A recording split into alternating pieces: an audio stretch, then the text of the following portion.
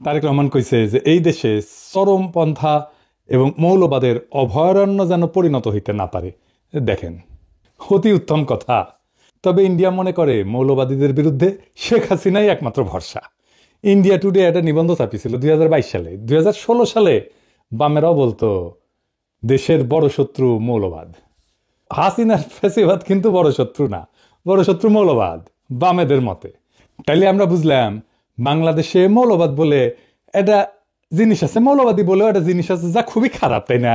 সেটারে BNP খাইয়া দিতে চায়, সেটা বিএনপি প্রতিরোধ করতে চায়। আচ্ছা, খুব ভালো কথা। তাইলে খালেদা জিয়ার নিশ্চয়ই মৌলবাদীদের সম্পর্কে একটা বক্তব্য আছিল, সেটা কি একটু আমরা শুনে আসি? আসেন শুনি, এডিটর সাহেব শুনে দেন। মৌলবাদী ধর্মীয় লোক আছে কিন্তু মৌলবাদী নয়, তারা বাংলাদেশকে ভালোবাসে, তাদের অবদান আছে দেশের জন্য এবং তারা দেশকে রক্ষা করতে চায়। তার মানে খালেদা জিয়ার বক্তব্যের বিরুদ্ধে দাঁড়াইল তারেক রহমান। এই মৌলবাদ নিয়ে কেন বাঙ্গুয়েলিদের এত চুলকানি? আসেন এটা একটু দেখি, তাইলে বুঝবো বিএনপি কার খপ্পরে পড়িছে। মৌলবাদ এদের ইংরেজি হইতেছে ফান্ডামেন্টালিজম। এই শব্দের উৎস কখন? শব্দটা প্রথম 20 শতকের শুরুর দিকে আমেরিকাতে প্রোটেস্ট্যান্ট খ্রিস্ট ধর্মে এটার উদ্ভব। 1910 থেকে 1915 সালে এই প্রোটেস্ট্যান্ট খ্রিস্টানরা একটা সিরিজ পুস্তিকা প্রকাশ করে, দ্য ফান্ডামেন্টালস নাম দেয়, যেখানে বলা হয় বাইবেলকে আক্ষরিক করতে মানিতেই হইবে, আক্ষরিকভাবে মেনে মেনে চলতে হবে। তখন খ্রিস্টান জগতে ফান্ডামেন্টালিস্ট মানে ছিল সেই সব খ্রিস্টানেরা যারা বাইবেলকে অক্ষরে অক্ষরে অনুসরণ করত, বা বলতে পারেন রক্ষণশীল খ্রিস্টানেরা। অর্থাৎ শব্দটার জন্মই হয়েছে খ্রিস্ট ধর্মে, ইসলামে না। কিন্তু এটা এখন ইসলাম বুঝাইতে কেন ব্যবহার করা হয়? পশ্চিমা দুনিয়ায় শব্দটার রূপান্তর কেমনে হইল? আসেন এর একটু বুঝে দেখি। দ্বিতীয় বিশ্বযুদ্ধের পর পশ্চিমা রাষ্ট্রতন্ত্র, বিশেষ করে আমেরিকা, ধর্মনিরপেক্ষতার নামে ফান্ডামেন্টালিজম শব্দটাকে ধীরে ধীরে নিজেদের ধর্মের মধ্যে একটা সাংস্কৃতিক বিরোধ হিসেবে টিকায় রাখে। ধর্মের মধ্যে আছে না না ফেরকার দ্বন্দ্ব আছে না, সেই রকম। মানে খ্রিস্টান মৌলবাদ, যা থেকে মৌলবাদ শব্দটার উৎপত্তি, তাকে নিজ ধর্মের ভেতরকার বিষয় করে রাখে। মানে এটা আমাদের ঘরের একটা ব্যাপার। রক্ষণশীল খ্রিস্টান হওয়া কোনো অসুবিধা নাই, কিন্তু রক্ষণশীল মুসলমান এটা হওয়া যাবে না। কেন যাবে না? এটা পরে আসতেছি। আমেরিকার সোভিয়েত ইউনিয়নের কোল্ড ওয়ারের টাইম থেকে এই ফান্ডামেন্টালিজম ধীরে ধীরে একটা পলিটিক্যাল এবং সিকিউরিটি টার্ম হয়ে দাঁড়ায় পশ্চিমা বিশ্বের, বিশেষ করে ইরানের বিপ্লবের পরে 1779 সালে। ওই সময় থেকে পশ্চিমা মিডিয়া এবং একাডেমিয়া ইসলামকে কেন্দ্র কইরা ইসলামিক ফান্ডামেন্টালিজম শব্দটা ছড়াইতে শুরু করে। এখন প্রশ্ন হইতে পারে যে কেন ইসলামকে টার্গেট করা হইল? পশ্চিমা দুনিয়া কল্পনাও করে নাই যে ইসলামের নামে একটা রাষ্ট্র বিপ্লব হইতে পারে এই 20 শতাব্দীতে, কিন্তু হইল। এছাড়াও পশ্চিমের আছে ক্রুসেড এবং অটোমানের কাছে পরাজয়ের স্মৃতি। সেই কারণেই পশ্চিমের কল্পনায় ইসলাম সবসময় একটা চ্যালেঞ্জের সভ্যতা। ক্রুসেডে তারা হার মানে, আবার 1753-তে কনস্টান্টিনোপলের পতন ঘটে, 1600 শতকে ভিয়েনার অবরোধ ঘটে। এই সমস্ত ইতিহাস ইউরোপীয় সভ্যতাকে মনে করায় দেয় ইসলাম সামরিক এবং সাংস্কৃতিকভাবে তাদের প্রতিদ্বন্দ্বী। আবার ভিয়েনা অবরোধ কি, এটা কি জানেন? জানেন না? আসেন জেনে নি। অটোমান সম্রাটেরা 2বার ভিয়েনা অবরোধ করে 16 শতকে। এই অবরোধ ব্যর্থ হয়। কেন ভিয়েনা এত গুরুত্বপূর্ণ ছিল জানেন? ভিয়েনা ছিল ইউরোপের প্রবেশের দরজা। যদি অটোমানরা যে ভিয়েনা দখল করতে পারত, তবে তারা জার্মানি, ইতালি, ফ্রান্স পর্যন্ত অগ্রসর হইতে পারত। তাই ভিয়েনায় যে অবরোধগুলো হয়েছিল, যেটা ঠেকাই দিতে পারছিল ইউরোপিয়ানরা, সেই জন্য ইউরোপিয়ান চেতনায় সেটা সভ্যতার রক্ষা হিসাবে স্মরণীয় হয়ে আছে। এবং ভয়েরও কারণ, যদি ভিয়েনা দখল হয়ে যাইত তাহলে তো ইউরোপ মুসলমানদের দখলে চলে যেত। ক্রুসেড পর্ব শেষ হওয়ার পরেও ইউরোপে ইসলামকে চিরশত্রু হিসেবে কল্পনা করা হইত, মূলত ভিয়েনা অবরোধের মতো ঘটনার কারণে। কিন্তু আধুনিক যুগে ধরেন অটোমান সাম্রাজ্যও নাই এবং ইসলামী শক্তি বিভক্ত, তারপরেও ভেতরে ভেতরে পুনর্জাগরণ বা বিপ্লবের একটা আশঙ্কা পশ্চিমের আছে। আর বিপ্লব তো হয়ও ইরানে। এবং আরেকটা কারণ হইতেছে খুব গুরুত্বপূর্ণ, যে পশ্চিম তো পশ্চিমা সভ্যতার যে সংকট, তার কোনো সমাধান দিতে পারেনি। যেমন কি কি সংকট? পশ্চিমা সভ্যতার কিছু অমীমাংসিত সমস্যা আছে। যেমন পশ্চিমা সভ্যতা বিজ্ঞান, প্রযুক্তি, গণতন্ত্র, মানবাধিকারে বড় অবদান রাখলেও কিছু মৌলিক সমস্যার আজও সমাধান করতে পারেনি। যেমন বৈষম্যের সমাধান করতে পারেনি। এই পুঁজিবাদী সমাজ ধনী গরিবের বৈষম্য ক্রমাগত বাড়াইছে। বলা হয়তো ধনীদের তরফ থেকে ট্রিকল ডাউন করতো, আস্তে আস্তে ব্যয় ব্যয় ব্যয় ব্যয় চুইয়ে পড়িয়া পড়িয়া নিচের লোকেরা আস্তে আস্তে কিছুটা সম্পদ হয়তো পাইতো। পশ্চিম ব্যক্তি স্বাধীনতাকে সর্বোচ্চ করছে, কিন্তু সমাজ, কমিউনিটি, পরিবার এগুলো ভেঙে গেছে। মানুষ একা, বিচ্ছিন্ন, বিষণ্ণতায় ভোগে। রাষ্ট্র, রাজনীতি, ধর্ম বা নৈতিকতা থেকে বিচ্ছিন্ন হয়ে গেছে।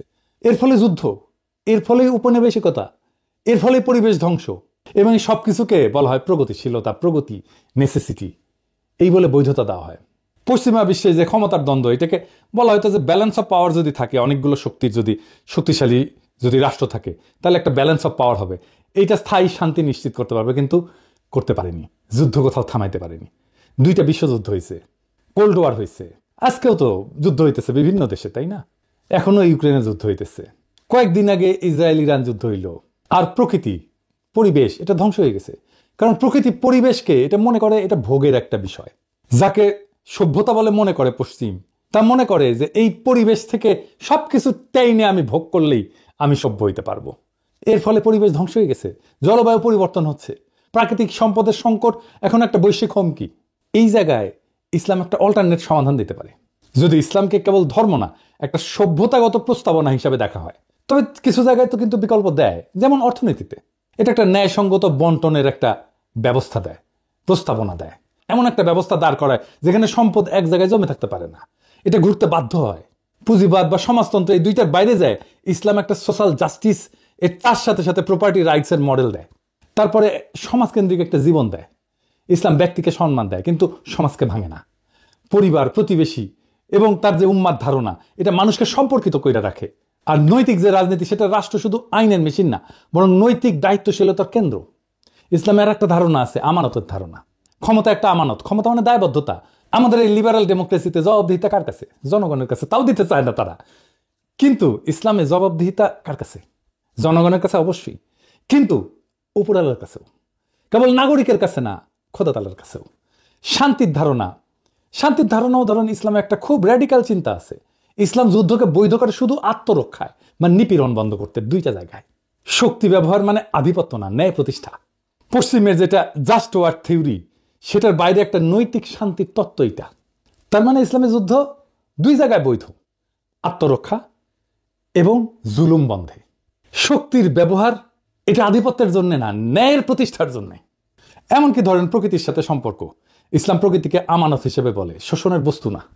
খিলাফার যে ধারণা, সেখানে মানুষ প্রকৃতির উপরে শাসক না, তার রক্ষক। এই যে পরিবেশগত বিপর্যয় হতো, এই পরিবেশগত বিপর্যয় হতো না পৃথিবীতে যদি ইসলামের দৃষ্টিতে পরিবেশ আর দুনিয়াকে দেখা হইতো। তাই ইসলামকে একটা বিকল্প সভ্যতার ধারণা হিসেবে এটা একটা পরীক্ষা নিরীক্ষা করা সম্ভব সমাজে, রাষ্ট্রে। আমি আমার পিএইচডি গবেষণার কথাই বলি, এইখানে যেখানে গ্যাপ, সেখানে ইসলামের ধারণা প্রযুক্ত করলে সমস্যাটা মিটে যায়। কিন্তু এটা নিয়ে অন্যদিন আলাপ করা যাবে। তাই ইসলাম শুধু না, পুরা ফান্ডামেন্টালিজম, এই মৌলবাদ শব্দটা ইসলামের সাথে যুক্ত কইরা একটা ভয় তৈরি করা হয় পশ্চিমে। কারণ আধুনিক রাষ্ট্রতন্ত্র এবং গণতন্ত্রের চ্যালেঞ্জ পশ্চিমা রাষ্ট্রতন্ত্রের চোখে ইসলাম একটা আদর্শগত বিকল্প হয়ে দাঁড়ায়। অর্থাৎ গণতন্ত্র, লিবারালিজম, সেকুলারিজমের বাইরে এক সম্পূর্ণ সামাজিক রাজনৈতিক কাঠামো হাজির করে ইসলাম। তাই একে প্রতিরোধ করার জন্য ইসলামিক ফান্ডামেন্টালিজম শব্দ দিয়ে তাকে ব্যাকওয়ার্ড, ইরাশনাল, অযৌক্তিক, ভায়োলেন্ট, সহিংস, এইটা বলে চিত্রিত করা হয়। মুসলিম রাজনৈতিক আন্দোলনগুলোকে যদি ফান্ডামেন্টালিস্ট হিসেবে ট্যাগ দেওয়া যায়, তাহলে তাদেরকে আন্তর্জাতিকভাবে অগ্রহণযোগ্য কইরা দমনকে বৈধতা দেওয়া যায়। কিন্তু দেখেন, হিন্দু ধর্মে কোনো মৌলবাদ নাই, খ্রিস্ট ধর্মে মৌলবাদ নাই, হিন্দু ধর্মে মৌলবাদকে আলাদা করে দেখা হয় কেন? খ্রিস্ট ধর্মে ফান্ডামেন্টালিজম এটা আভ্যন্তরীণ ধর্মতাত্ত্বিক এবং সাংস্কৃতিক দ্বন্দ্ব। এইটাকে যদি ডেমোনাইজ করা হয়, তাহলে পশ্চিমা জনসংখ্যার একটা বড় অংশ সরাসরি ক্ষুব্ধ হয়ে যাবে। তাই ওদের মিডিয়া এবং একাডেমিয়া খ্রিস্টান ফান্ডামেন্টালিজম শব্দটাকে সীমিত অর্থে ব্যবহার করে, সন্ত্রাস বা হুমকির সাথে যুক্ত করে না। কিন্তু ইসলামকে করে। ইসলামের ক্ষেত্রে তারা এটাকে এক্সটার্নালাইজ করছে, বাইরের শত্রু, সভ্যতার চ্যালেঞ্জ, আধুনিক রাষ্ট্রের জন্য হুমকি, এইভাবে তারা হাজির করে। কার্ল শিমিত বলছিলেন যে রাজনীতির মৌল কেন্দ্র হইল ফ্রেন্ড ভার্সেস এনিমি, এই বিভাজন। পশ্চিমা রাষ্ট্রতন্ত্র ইসলামের ফান্ডামেন্টালিজম ধারণাটাকে ব্যবহার করছে এনিমি হিসেবে চিহ্নিত করার জন্য। ফুকো দেখাইছেন যে কিভাবে ক্ষমতার ডিসকোর্স তৈরি করে বা বয়ান তৈরি করে। ইসলামিক ফান্ডামেন্টালিজম একটা ডিসকোর্স বা বয়ান, যা ইসলামকে সবসময় ইরাশনাল, ভায়োলেন্ট, প্রিমডার্ন এই হিসাবে উপস্থাপন করে। এডওয়ার্ড সাইদও বলছেন তার ওরিয়েন্টালিজমের ধারণায় যে পশ্চিমা সংস্কৃতি সবসময় পূবকে অন্য বা আদার বানায়, নিজের আধুনিকতাকে বৈধতা দেয়। এবং এই যে ওয়েস্টার্ন ডেমোক্রেসি, পশ্চিমা লিবারাল ডেমোক্রেসি নিজেকে একমাত্র বৈধ রাজনৈতিক রূপ হিসেবে দাঁড় করাইতে ইসলামিক ফান্ডামেন্টালিজমকে বিকল্প রাজনৈতিক কল্পনা হিসাবে সে ডেমোনাইজ করে। ফলে আন্তর্জাতিক আইন, সিকিউরিটি, নীতি, এমনকি গবেষণাতেও ইসলামী আন্দোলনকে প্রায় ফান্ডামেন্টালিস্ট থ্রেট হিসাবে বলা হয়। যদিও একই ধরনের ইহুদি বা খ্রিস্টান চরমপন্থাকে সেটা বলা হয় না, হিন্দু চরমপন্থাকে তো বলা হয়ই না, দেখতেছেন তো। যা যা একটা ইসলামী সমাজকে আলাদা মিনিং দিছে সেটাকে আক্রমণ করা হয়েছে পশ্চিম থেকে। নিজের কালচারকে, নিজের প্র্যাকটিসকে ঘৃণা করতে শেখানো হয়েছে। আফগানিস্তানে বোরখা পরা ছিল ফ্যাশন, এটা অভিজাততন্ত্রের প্রতীক। যেই নারী বোরখা পরবে তাকে ধরে না হয়তো সে ধনী এবং সে কোনো কাজ করবে না, সে অভিজাত, তার কাজ করার দরকার নাই, তাকে অন্যভাবে সম্মান করা হইতো। এইটাকে পশ্চিমানারা বানাইলো নারী নিপীড়নের আইকন। কি খোদা আমারে উঠায় নাও। বোরখা খুলে বেলায় প্রগতিশীলতা। অটোমান হেরেমকে বলা হয় নির্বিচার যৌনতা, অথচ জানেন এইটা নারীর ক্ষমতায়নের একটা super duper model, very effective alternate model. একদিন আলাপ করবো এটা নিয়ে। নারীবাদীরা এখন থেকে লাফানো শুরু করবে, মূর্খসোদা নারীবাদী। বাংলাদেশে সব প্রগতিশীলের মূর্খসোদা, নারীবাদীরা আরো বেশি মূর্খসোদা। এদের সাথে আলাপ করবো আমি হেরেম নিয়ে। যাই হোক, বিএনপি পশ্চিমের বয়ান নিচ্ছে ইসলাম প্রসঙ্গে। তার রাজনৈতিক প্রতিপক্ষকে মোকাবেলা করার জন্য যদি আওয়ামী বয়ানের কান্দে চাপতে হয় বিএনপিকে, তাহলে তো বিএনপি আর একটা আওয়ামী শাসনই উপহার দেবে। পশ্চিমের ভয় একটা ফেয়ার ইলেকশনে ইসলামী দলগুলো যদি ক্ষমতায় চলে আসে, এই ভয় তারা মিশরে পাইছে, একই ভয় তারা গাজায় পাইছে।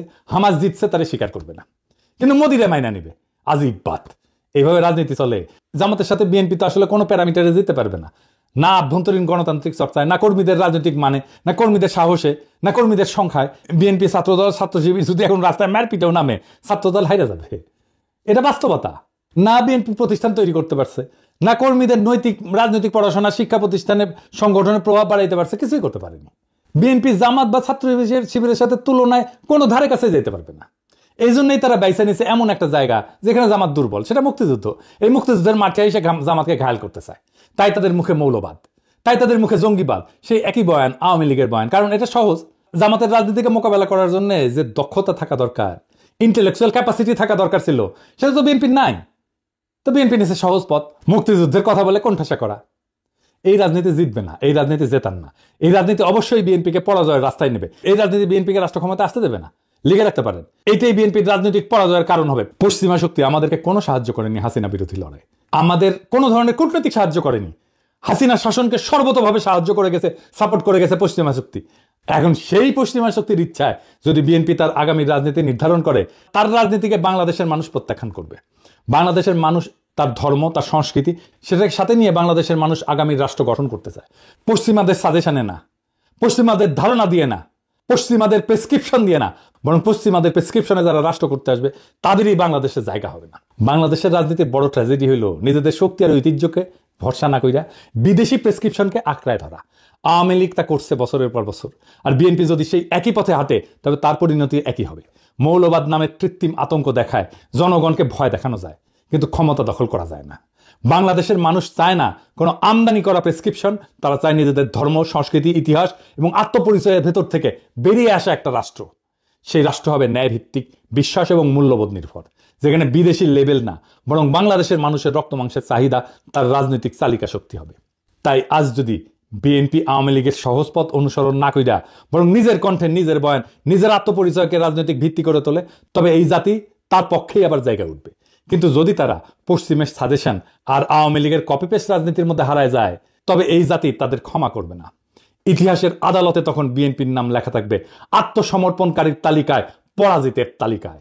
বাংলাদেশ আজ নতুন দিগন্ত চায়।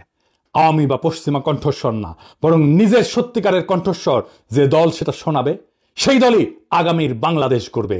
এইটা লিখে রাখতে পারেন, এটা নিশ্চিত। সেটাই ছিল 2024-এর বর্ষা বিপ্লব।